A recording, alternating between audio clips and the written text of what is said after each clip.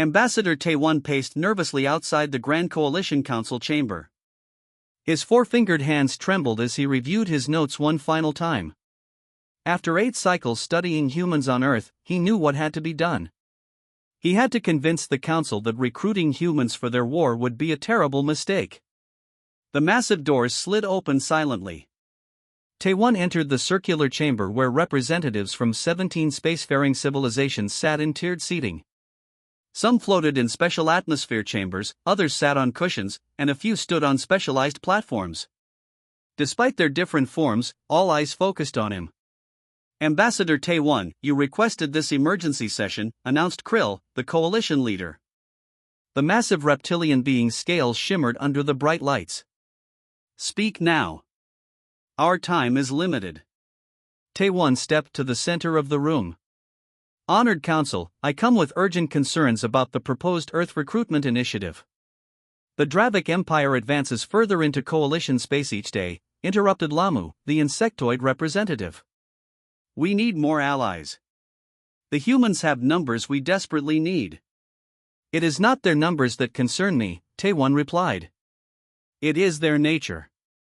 He activated his datapad, and holographic images appeared above them, scenes from human history. Ancient battlefields strewn with bodies. Modern warfare with explosions and destruction. Urban conflicts with primitive projectile weapons. Humans appear physically unimpressive, Taewon explained. No natural armor. Limited strength compared to Dravik soldiers. No biological weapons. But appearances deceive. The council members shifted uncomfortably as more images appeared. All intelligent species have conflict in their past, Taewon continued. But humans are different. Most species fight for resources, territory, or survival. Humans fight for ideas. For revenge. Sometimes, they fight simply to test themselves. They have created thousands of ways to kill each other. Surely you exaggerate, said Mela, the gas-based representative. I do not, Taewon insisted. In their history, humans fought wars that killed millions of their own kind. They developed weapons that could destroy their entire planet. Even now, when they have achieved relative peace, they train constantly for war. Krill leaned forward. Yet reports indicate they are technologically primitive. They have barely achieved travel within their own solar system. That is true, Taewon nodded. And yet, their rate of technological advancement is unlike anything we have seen. What took our civilizations thousands of years, they accomplished in mere centuries. Taewon displayed a timeline of human technological development. Several council members murmured in surprise. Most concerning is their adaptability, Taewon continued.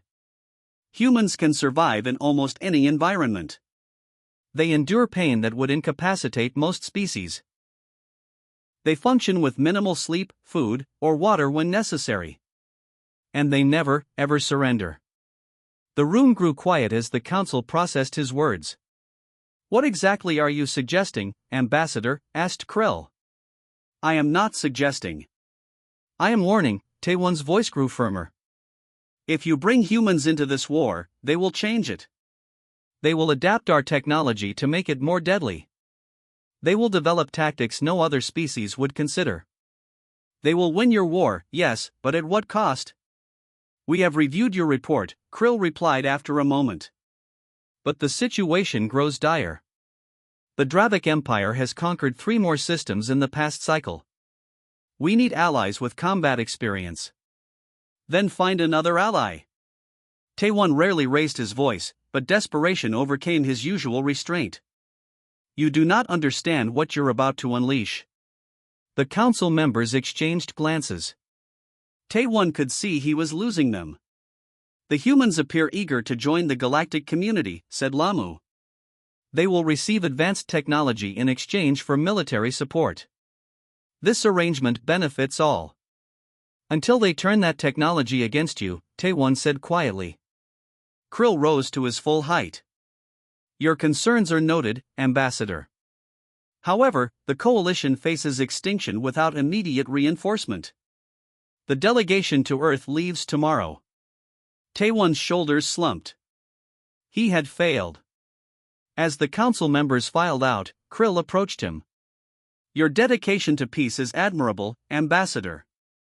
But sometimes peace must be defended through strength. Not their strength, Taewon whispered. You have made a grave mistake.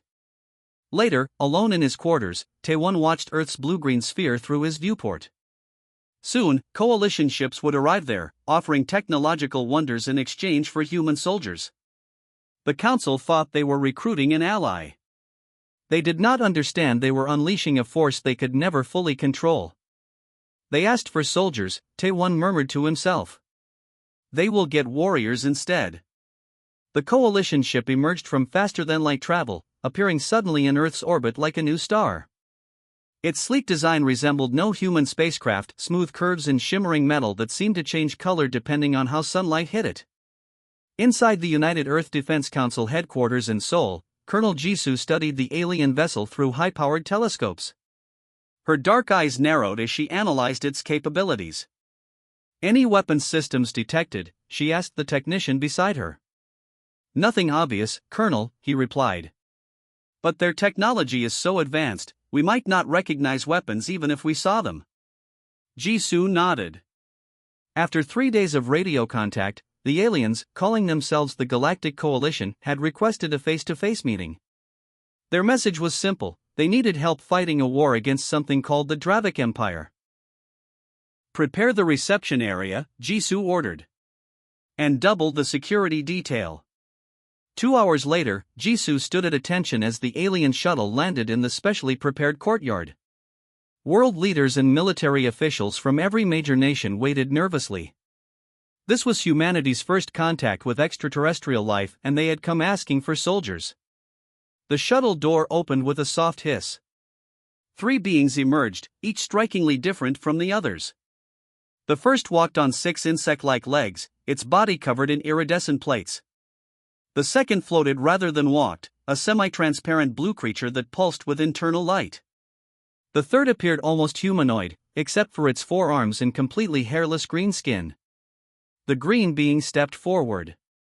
I am Mora, diplomatic representative of the Galactic Coalition. Its voice came through a small device at its throat, translating its speech into perfect Korean. We bring greetings from 17 spacefaring civilizations. Jisoo bowed slightly. I am Colonel Jisoo, representing Earth's defense forces. Welcome to our world. The meeting lasted 6 hours. The aliens explained their situation. The Dravik Empire had been expanding aggressively, conquering peaceful worlds and enslaving populations. The coalition needed allies with combat experience. We offered technological exchange, Morai explained, displaying holographic images of spacecraft, medical devices, and energy systems far beyond Earth's capabilities. Knowledge that would advance your civilization by centuries. In exchange for soldiers, Jisoo stated flatly. Yes, Mora confirmed. Our intelligence suggests humans have unique tactical abilities. We request 1 battalion as a trial force. After 3 days of tense negotiations, Earth's leaders agreed. 500 soldiers would join the coalition forces, with Jisoo as their commander. If the arrangement proved beneficial, more would follow. 1 week later, Jisoo supervised as her soldiers boarded the coalition transport ship. She had selected her best veterans from special forces units around the world, all with combat experience and adaptable mindsets. As the human soldiers loaded their gear, Jisoo noticed how the alien crew watched them with what seemed like unease. One coalition officer, a tall 4-eyed being named Vril, approached her. Your soldiers bring primitive projectile weapons, Vril observed, pointing to the assault rifles and sidearms the humans carried. Jisoo nodded. We prefer to have backup options, we understand. Our energy weapons are far superior, Vril insisted. More precise. More humane. Jisoo's expression remained neutral. We'll adapt to your weapons, but we keep ours as well. That was part of our agreement. Vril's 4 eyes blinked rapidly. As you wish. But they will not be necessary. As they walked through the ship, Jisoo noticed Vril keeping unusual distance from her. In fact, all the alien crew seemed to maintain a careful space around the humans. Captain Hyun, Jisu's second-in-command, fell into step beside her. "Have you noticed how they look at us?" he whispered. "Like we might explode." "Yes," Jisoo replied quietly. "They need us, but they fear us too. I wonder what they know that we don't." Later, in her assigned quarters, Jisoo reviewed the limited information they had been given about the Dravik Empire. The files described powerful beings with natural armor and superior strength compared to humans. By all logical measures, humans should be at a severe disadvantage in direct combat. So why recruit us, she murmured to herself. What do they think we can do that they can't? As the ship prepared to leave Earth's orbit, Jisoo stood at a viewport watching her home planet grow smaller. The coalition had invited humans to join their war, seemingly desperate for help. Yet something in their behavior suggested they weren't entirely comfortable with what they had done. Captain Hyun joined her at the window. "It feels strange," he said. "Like they've invited wolves into their home without fully understanding what wolves are capable of." Jisoo nodded slowly. "Perhaps that's exactly what they've done." The artificial gravity on Nexus 7 felt slightly stronger than Earth's, but Jisoo's soldiers had adapted within days. 3 weeks into their deployment, the human battalion had surprised their coalition allies in numerous ways. Jisoo stood beside Commander Dren on an observation platform, watching her soldiers train with coalition energy weapons. Below them, humans moved through combat simulations with remarkable speed, adapting tactics from Earth warfare to their new equipment. Where other species took months to master the weapons, humans had achieved proficiency in mere days. "Your people learn differently," said Dren. The tall, four-armed commander's voice contained a note of unease. "We adapt quickly," Jisoo replied. "It's a human trait." "No," Dren corrected. "Other species adapt. Your people see technology and immediately think of how to use it in new ways, usually more lethal ways." Jisoo watched as one of her soldiers discovered that by adjusting the focus on a coalition energy rifle, he could create a wide-angle burst rather than a single beam. The innovation would be less accurate but more effective against multiple targets. "Yesterday, one of your sergeants asked if 2 energy pistols could be linked to create a more powerful single weapon," Dren continued. "It had never occurred to our weapons designers. We tested it. It worked." "Creativity under pressure," Jisoo explained. "On Earth, battles are often won by those who innovate fastest." Dren's skin changed color slightly, a sign of discomfort Jisoo had learned to recognize. "It is more than creativity. Your people embrace violence in ways that disturb some coalition species." Before Jisoo could respond, alarms blared throughout the station.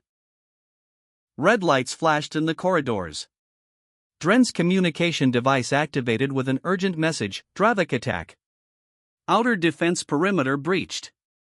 The station shook as something hit it. "How many ships?" Jisoo asked, already moving toward the command center. 3 warships, Dren replied, his forearms working multiple control panels as they ran. "They bypassed our early warning systems." In the command center, chaos reigned. Coalition officers from various species shouted reports and orders. Jisoo noticed immediately that they lacked coordination. Each species followed its own protocols. "Captain Hyun," Jisoo called to her second-in-command. "Gather our forces at junctions 4, 7, and 12. Secure those positions." "Standard defensive formation?" Hyun asked. "No. We go offensive. Use the maintenance shafts to flank them. Teams of 6, mixed weapons." Coalition officers stared at her. "Maintenance shafts are too narrow for combat," one protested. Jisoo ignored the comment. "Commander Dren, can your engineers cut power to sections B through F? Just for 2 minutes. "That would disable our own defenses in those sections," Dren objected. "It would also disable their vision systems temporarily." "My soldiers know how to fight in darkness." Reluctantly, Dren agreed. Within minutes, Jisoo's plan was in motion. Human soldiers moved through darkened corridors and narrow maintenance shafts, attacking Dravik boarding parties from unexpected angles. The Dravik were physically imposing, tall, heavily armored beings with remarkable strength. But they fought according to patterns, while humans constantly changed tactics. When energy weapons proved less effective against Dravik armor, Jisu's soldiers switched to their primitive projectile guns. The ancient technology actually penetrated Dravik armor better than advanced energy weapons. In engineering, 2 human soldiers found themselves cornered by Dravik warriors. Running low on ammunition, they improvised explosives using fuel cells and coolant materials. The resulting blast killed 3 Dravik and damaged the ship's docking mechanism, preventing more enemies from boarding. 4 hours later, the attack was repelled. 23 humans had suffered injuries, some severe, but the station was secure. Over 300 coalition personnel had been saved. Jisu found Dren in the medical bay, where injured from both sides received treatment. She noticed human soldiers with serious injuries refusing pain medication so they could remain alert. "Your people." Dren began, then seemed unsure how to continue. "What about them?" Jisu asked. "I saw one of your soldiers continue fighting with a severe arm injury, which you call a broken bone. Our medical staff says the pain would incapacitate most species." "Humans can compartmentalize pain when necessary," Jisu explained. "It's a survival trait."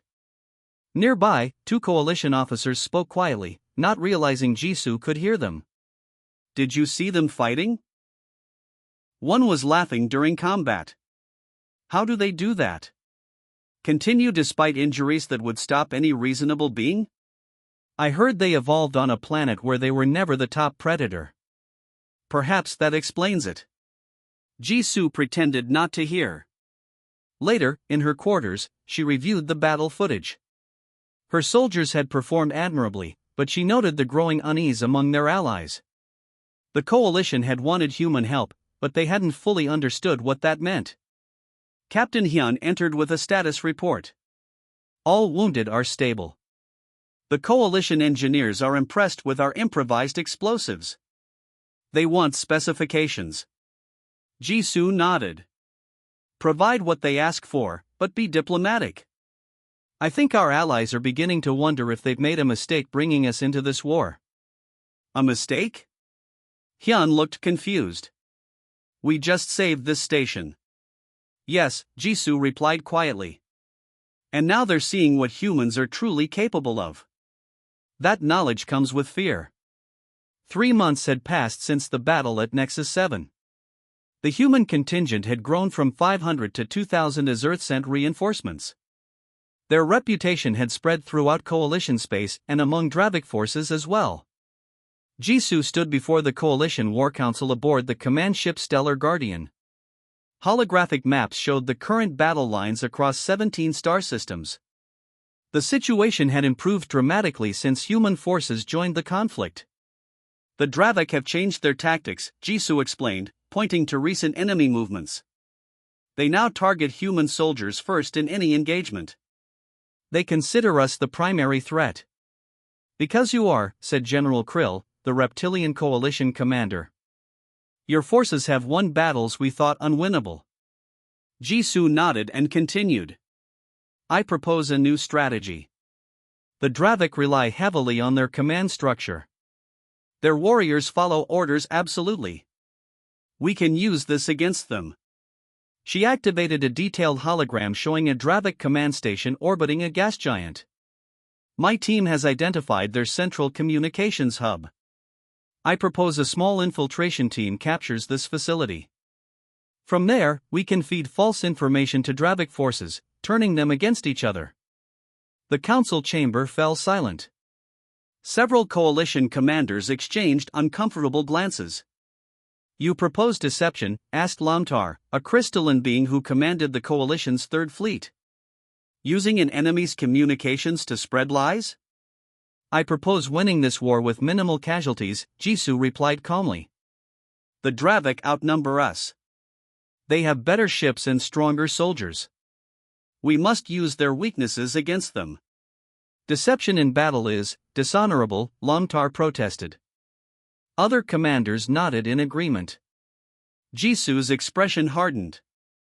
"With respect, this is war. the honorable often end up dead. Before the debate could continue, the council chamber doors slid open. Ambassador Taewon entered, looking tired and concerned. Jisoo had not seen the ambassador since her battalion first joined the coalition forces. Ambassador, General Krill acknowledged with surprise. You are not part of military planning. I requested access to this meeting, Taewon replied. Because I must once again voice my concerns. He looked directly at Jisoo. The humans have changed this war. For the better, Krill insisted. They have won critical victories. Yes, Taewon agreed. But at what cost to our principles? Look at what they now propose: infiltration, deception, psychological warfare. These concepts were unknown in coalition military doctrine before humans arrived. Jisoo stepped forward. We use these tactics because they work. They save lives on our side. I warned the council, Taewon continued as if Jisoo hadn't spoken. Humans don't just fight wars, they transform them. They don't just use technology, they weaponize it in ways its creators never imagined. He turned to Krill. And now the coalition adopts human methods without considering the consequences. What consequences? Demanded Krill. Victory? Cultural contamination, Taewon replied. Humans are conquerors by nature. Their entire history shows this pattern. They enter a conflict, change its nature, and emerge dominant. Jisoo felt anger rising but kept her voice steady. We're fighting to protect our new allies. Nothing more. Taewon met her gaze. Perhaps you are. But I've studied your kind. Today's allies often become tomorrow's competitors. And you've now given humans access to coalition technology, tactics, and knowledge of our weaknesses. The council erupted in argument. Some commanders defended the humans, while others voiced growing concerns. Jisoo noticed how the debate divided mostly along species lines. Those with more similar biology to humans seemed more comfortable with their presence. Finally, General Krill raised all four of his clawed hands for silence. The Dravik advance on Helios Prime, our most critical installation. If it falls, the coalition will collapse. We need decisive action. He faced Jisoo. Your plan is approved, Colonel. Select your team and proceed.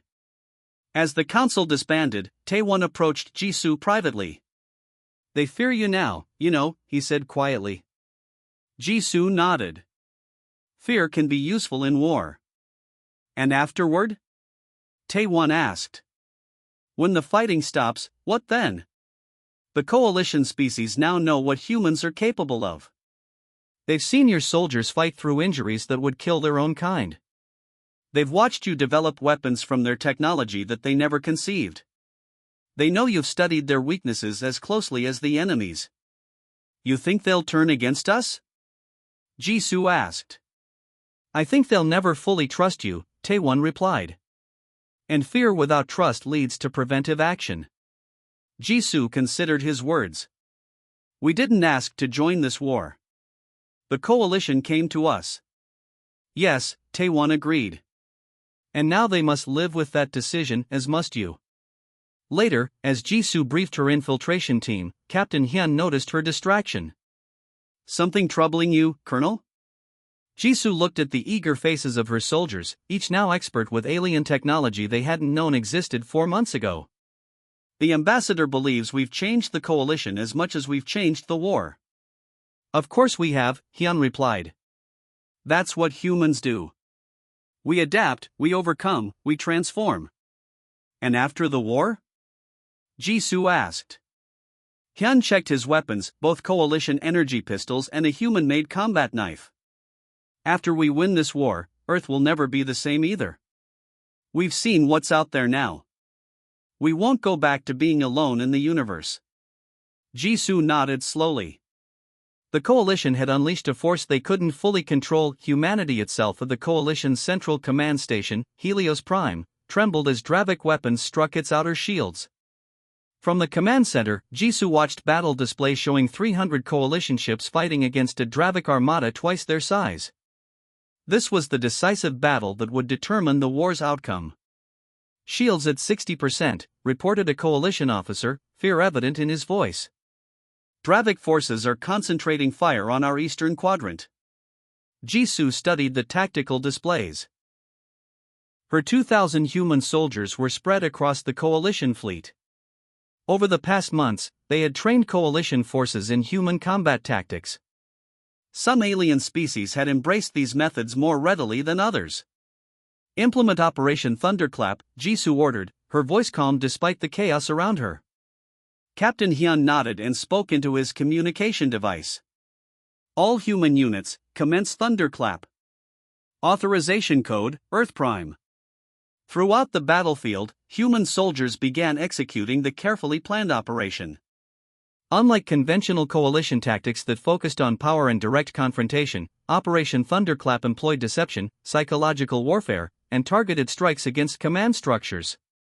On the Dravik flagship, a small team of human infiltrators who had been in place for days activated jammers that disrupted communications between Dravik commanders. Simultaneously, other human teams broadcast false orders on Dravik frequencies, creating confusion about which ships should retreat and which should advance. In the command center, General Krill watched with a mixture of awe and unease as the battle's momentum shifted. "Your people fight unlike any species I have encountered," he remarked to Jisoo. "We fight to win," she replied simply. Suddenly, alarms blared throughout the command center. "Dravik boarding parties detected in sectors 7 through 12, shouted a communications officer. Jisoo had anticipated this. "That's their desperation move," she told Krill. "They're sending their elite warriors to capture Helios Prime directly." "Our internal defenses," Krill began. "Won't stop them," Jisoo interrupted. "But we're ready." She activated her comm unit. "Reserve teams Alpha through Delta, execute interior defense plan now." Throughout Helios Prime, hidden human soldiers emerged from concealed positions. They had been waiting for this moment, positioned in locations the Dravik would never expect: maintenance ducts, ceiling compartments, and even fake wall panels specially constructed for this purpose. The fighting inside Helios Prime was fierce and brutal. The Dravik warriors were physically superior, taller, stronger, and naturally armored. But the humans fought with unexpected tactics, using the station's environment against the enemy. They cut power to gravity generators in select sections, creating chaos for the Dravik who weren't trained for zero-gravity combat. They vented atmosphere from corridors full of enemy soldiers, then sealed the sections and moved in with breathing equipment. On the main battlefield, the Dravik formations were falling into disarray as conflicting orders spread confusion throughout their fleet. Human-led fighter squadrons targeted communications arrays on enemy ships, further isolating Dravik commanders from each other. Then came the moment that turned the tide completely. The Dravik flagship, a massive vessel 3 times the size of anything in the coalition fleet, suddenly erupted with internal explosions. The human infiltration team had reached the ship's power core and overloaded it. "Dravik flagship is crippled," announced a sensor officer, surprise evident in his voice. Without their command ship, the Dravik fleet's coordination collapsed entirely. Ships began retreating in different directions, some colliding with each other in their haste to escape. "They're running," Captain Hyun observed with satisfaction. "The battle is won," General Krill announced, his voice filled with relief and something else: unease. 3 days later, representatives from the Dravik Empire arrived to negotiate peace terms. Jisoo stood beside General Krill as the Dravik Supreme Commander, a massive, battle-scarred warrior named Gorth, entered the negotiation chamber. The peace terms were straightforward: the Dravik would withdraw from all conquered territories and respect coalition boundaries. But Gorth added one unexpected condition. Humans must be excluded from any future conflicts involving the Dravik Empire, he stated firmly. This is non-negotiable. After the negotiations concluded, Jisoo found Ambassador Taewon on an observation deck, staring at the stars. "You were right," she said simply. Taewon nodded. "The coalition won their war. But now they've seen what humans are capable of. The Dravik fear us enough to make our exclusion a peace condition," Jisoo noted. "Not just the Dravik, Taewon replied, gesturing subtly to coalition officers across the room who kept glancing nervously in their direction. Your people will return to Earth as heroes, but not as trusted friends. We only did what was necessary to win, Jisoo said. That's precisely what terrifies them, Taewon explained. What humans consider necessary crosses boundaries other species won't approach. Your adaptability, your capacity for violence, your ability to endure conditions that would break others, these traits evolved from thousands of years on a planet where you were never the strongest species. Jisoo watched a coalition ship prepare to take the first group of human soldiers back to Earth. What happens now? The coalition will honor their agreements, Taewon said. Technology exchange, diplomatic relations. But there will always be a distance now. The galaxy has seen what humans can do when they fight. They asked for our help, Jisoo said quietly. Yes, Taewon agreed with a sad smile. And now they'll forever wish they had heeded my warning. Please, don't let humans fight in this war.